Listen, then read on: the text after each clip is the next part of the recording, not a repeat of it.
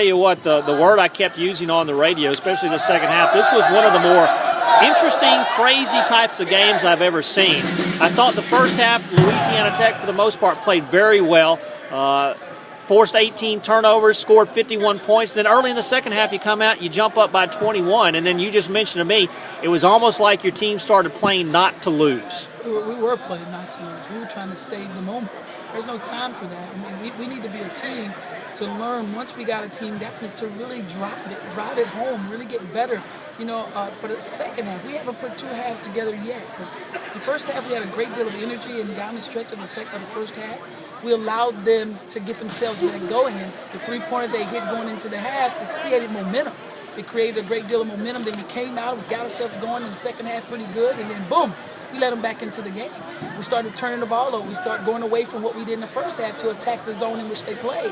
The same thing you did in the first half is the same thing you can do in the second half and try to do it better. We didn't do that. We turned the ball over. We became one-on-one kind of players instead of team basketball. We weren't strong with the basketball. We get a rebound, they take it from us. We have an open shot in the basket. They knock it out of our hands. We weren't all those things that we should have been for 40 minutes. And it can become annoying at one point. And then when your team don't know you're even playing against four people, that tells you you're not tremendously focused for 40 minutes. You played a lot of people in this game, especially early. You were getting people in and out of the game.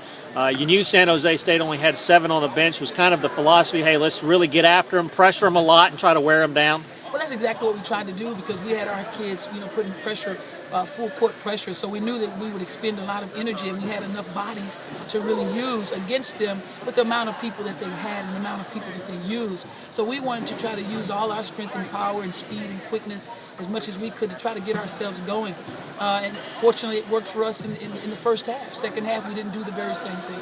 I thought Lulu Perry played one of her better games here, especially of late. I thought she hit some big shots for you. A little more under control. A little more under control. She felt good about herself, took shots that she knew that she could take, and she took them with a great deal of confidence. She didn't rush her shot. She got herself set and she knocked it down, staying in there and trusting and believing in herself. And that's key. You got to believe in yourself and take the open jump. Yeah, as I mentioned late in the second half, this was a difficult game to officiate because both these teams really wanted to attack, drive down the lanes, a lot of athletic players. And I don't know if I've ever been a part of a game where a team finished with only 4 players on the court. I think there were 56 fouls called. Just one of those games where it was it one of those things where it's just the style of play of these two teams? Well, I tell you, sometimes our referees have to make adjustments too. They have to make adjustments to how these kids are playing. It goes back and forth, and the kids are making all these different adjustments. But, that's the way the game is, and you have to make the adjustments to the referees because they're the ones with the whistle. And it was a lot of fouls being called.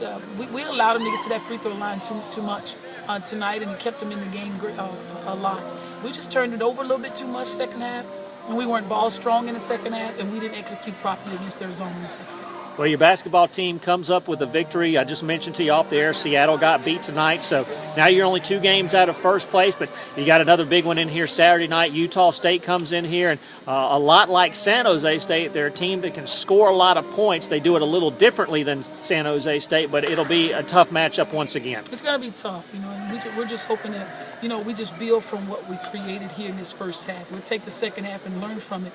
But we want to build from this. We got our kids playing with some confidence and some energy, and that's the key.